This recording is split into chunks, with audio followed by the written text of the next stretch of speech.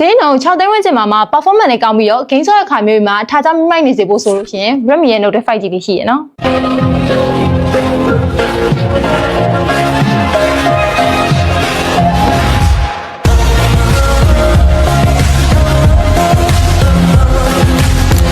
ဒီဇိုင်းပိုင်းမှာလည်းလူငယ်ဆန်ပြီးကိုက gain ဆော့ရခါမျိုးမှာဆိုလို့ရှိရင်လည်းသူက Qualcomm Snapdragon 4.1 nanometer ကို3 meter ဖြစ်တဲ့အတွက်ကြောင့်မလို့ gain တွေပါဆော့မယ်ဆိုရင်လည်း AC လေးဆော့လို့ရသေးတယ် 6.67 inch screen size ရှိတဲ့အပြင်ကိုမှ AMOLED display ကိုသုံးပေးထားပြီးတော့ 1080p resolution ထိရရဖြစ်တဲ့အတွက်ကြောင့်မလို့ကိုက video ကြည့်ရခါမျိုးမှာ quality ကောင်းကောင်းကြည့်ချင်ပါတယ်ဆိုတဲ့သူတွေအတွက်ကဒီဖုန်းလေးကရွေးချယ်လို့တဲ့ဖုန်းလေးတစ်လုံးပေါ့နော်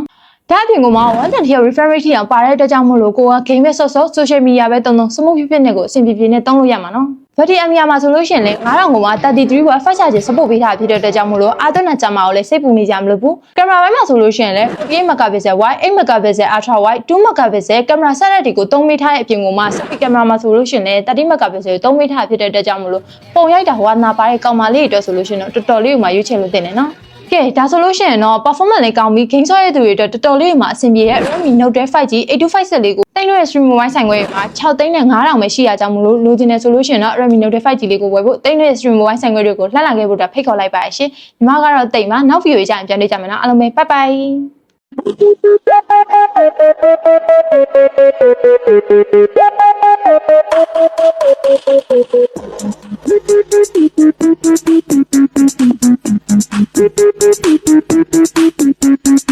Thank you.